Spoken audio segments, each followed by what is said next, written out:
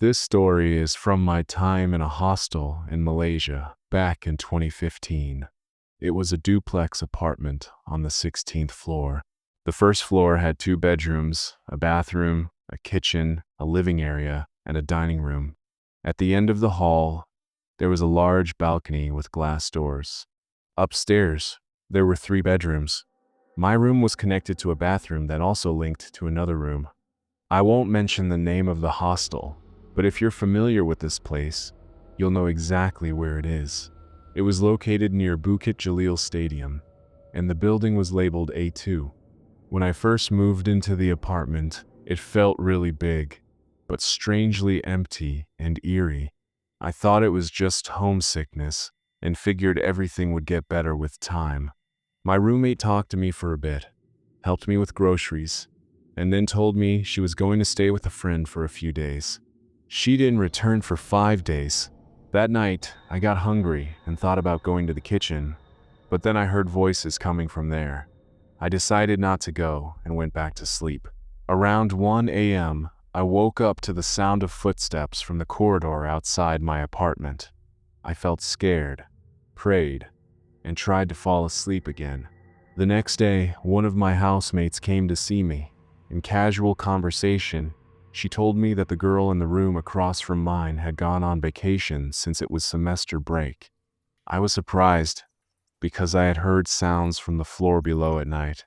I asked her about the corridor, and she explained that the wardens do patrols every 2 hours, with the last one around 11 p.m. I was surprised to hear that, but I didn't investigate further. I got busy with classes, and my roommate came back. I asked her about the apartment and the area, and she shared some tips on which places were safe to visit. She also told me some spooky stories about our apartment. She said that the room I was staying in had been occupied by a girl before me, but she left because she couldn't handle the strange noises. I asked her what happened, and she said, "This girl used to hear odd sounds, and no matter how much she cleaned and kept the windows closed, lizards would always appear in her room.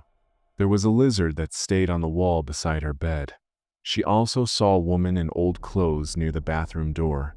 The woman would smile at her and vanish while standing there. I thought my roommate was just trying to scare me to avoid sharing the room." Another strange thing about the building was that whenever I used the elevator, it would often stop at the 11th and 13th floors, and the doors would open, but no one would be there. I never gave much thought to it in those 5 months, and I didn't feel scared because I didn't link it to ghosts or spirits. After a few days, everything seemed normal again. About 2 weeks later, I was up late doing an assignment. It was getting really late, and I was sitting alone on the floor below. To stay awake, I decided to take a walk. As I passed the balcony, I saw a shadow on the glass doors. It looked like a small child in a yellow dress. I was startled and quickly looked around, but no one was there. I was so terrified that I left everything behind and rushed to my room. That's when I started feeling afraid of this apartment. We all know about spirits, so it didn't take long for me to figure out what was going on. 2 weeks after I moved in, my housemates came back from their break. They, too, complained that late at night, they'd hear noises in the kitchen that kept them up. One of the roommates on the floor below became a close friend of mine. One day, she told me, "Why don't you sleep in my room tonight? We can study, watch a movie, and fall asleep together." Later, she told me she also felt uneasy in the corridor outside the apartment because she kept hearing footsteps there at night.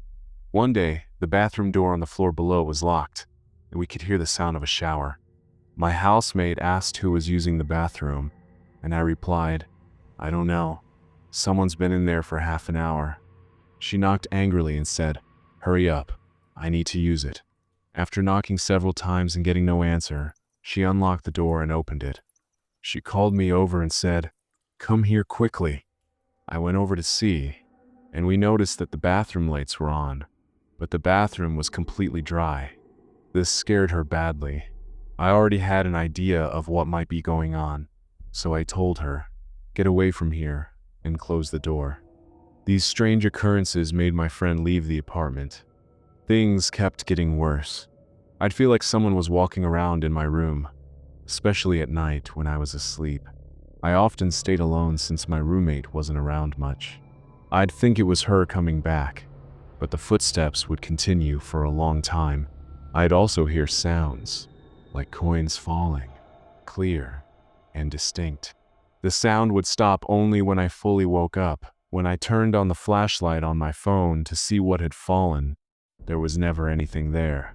The semester was almost over, and we were staying up late studying. One night, I was walking toward my room. Everyone in the house was asleep. My friend was with me. As soon as I opened the door, a cold gust of wind rushed past, and the atmosphere inside felt strange. I had a feeling that someone was watching us. I quickly turned on the lights, but the room was completely empty. There was only a strange scent in the air, as if someone had been there just moments ago.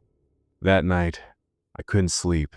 Every time I closed my eyes, it felt like someone was standing next to my bed. I was now convinced that this place was truly haunted. The very next day, I left that apartment forever. But even today, whenever I think about that night, it feels like someone is watching me. Was it just my imagination or something else? Maybe I will never know.